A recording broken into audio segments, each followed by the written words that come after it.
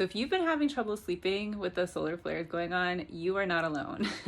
I've been hearing from a lot of people that this is giving them difficulty sleeping and waking up in the night and broken sleep patterns and all kinds of things. So I'm going to talk a little bit about what to do about that. Solar flares obviously are fire energy. They're hot, they're heating, and this affects us physically and mentally. So mentally, it's overactive thinking and maybe leading to stress and anxiety as well. And physically, it's difficulty calming and resting. So how do you deal with this?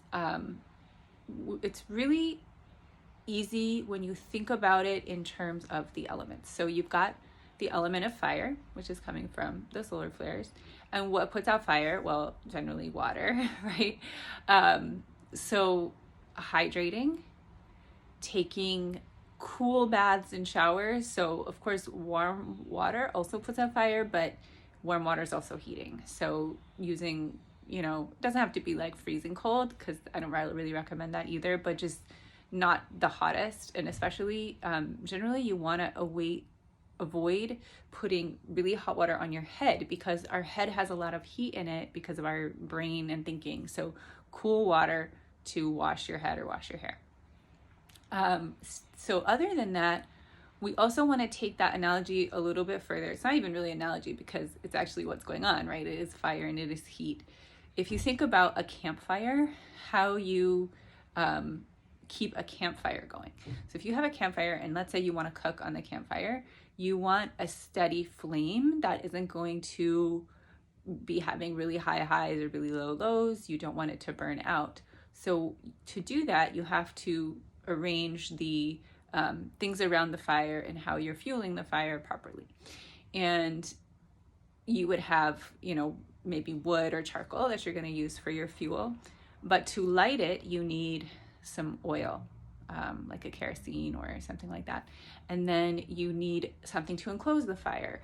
And usually that's something with a lot of earth energy. So it could be earth, just plain dirt that the fire's on. It could be stones, often sometimes something metal is used to enclose the fire. Metal's a little more heating, but it's, it can enclose the fire too.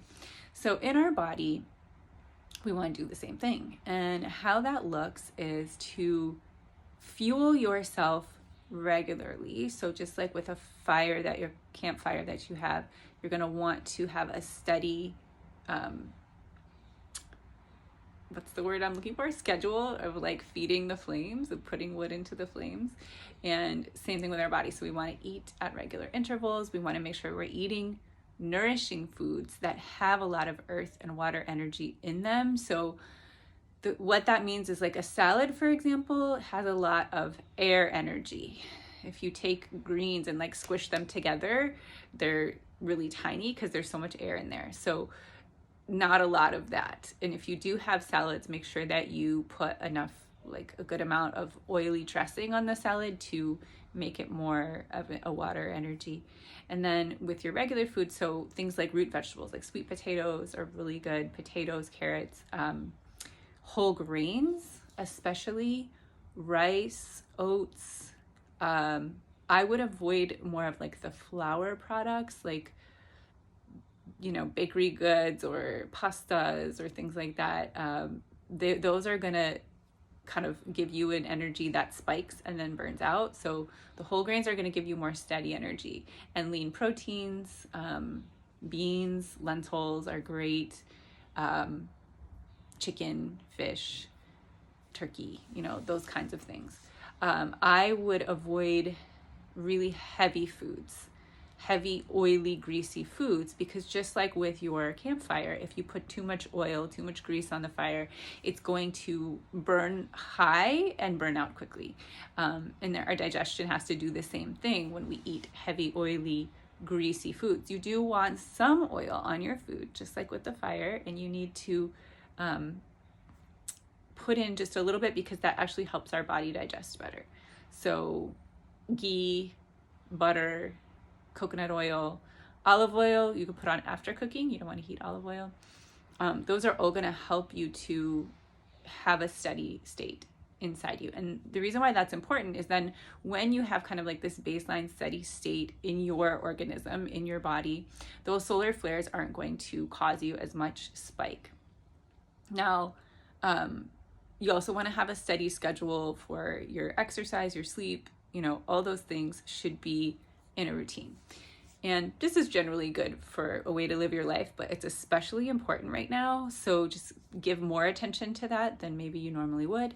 And earthing or grounding is also really important. So just standing on the earth, standing on the bare ground with your bare feet, because when wearing shoes, we don't get that contact with the earth.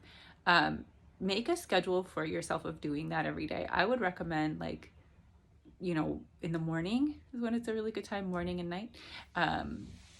And that being said, it's really important to have a good morning and evening routine and to get up in the morning, go outside, see the sunlight.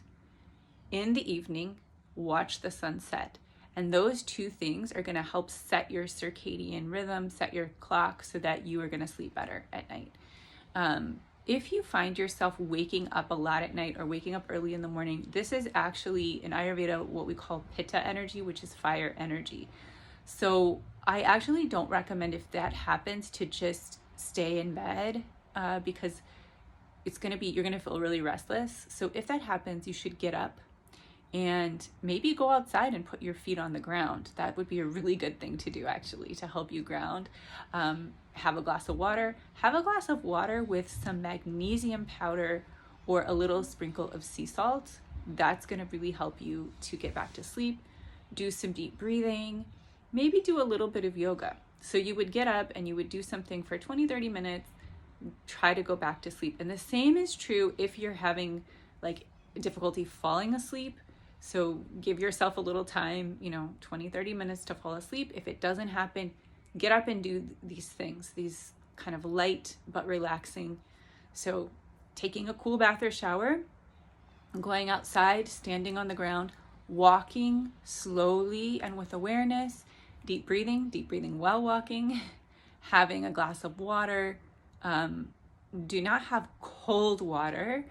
You want to have it like room temperature, or if you don't want to drink room temperature water, maybe some herbal tea, but I wouldn't recommend cold water. Oil in your food, besides putting it in your food, you can also put it on your body. So again, if you're having difficulty sleeping at night, get a little oil and put some on your head. There's a spot, if you put your hand and then you measure where's 4 fingers back, right on that spot, you can put a little oil. You can put a little oil on your neck. You can actually put it inside your nose. Sounds funny, but it works. So if you just put a little oil on your pinky finger and rub it inside your nose, that is really good for calming the mind. Putting oil on your hands, especially this part of the hand right here, and putting oil on your feet, especially the arches of your feet. Those are all things that are going to help you to just release some of that frenetic energy and sleep better. Putting the magnesium in your drink, that is also something you want to do maybe right before bed, is put a little magnesium in your water. So a spoonful of magnesium powder. There's a lot of different brands. I recommend definitely getting one without sugar added and with the flavor that you like, and just have that before bed. Magnesium helps us to sleep better. And I think that's it that I can think of right now. There's a lot of different things we can do for sleep. Well, I would say also breathing exercises and yoga, of course, but I have a lot of videos on my channel that you can look at for breathing exercises and for yoga, and doing some of that would be really, really good when you have trouble sleeping. It'll help you get back to sleep. So I hope this helps, and I hope you sleep better.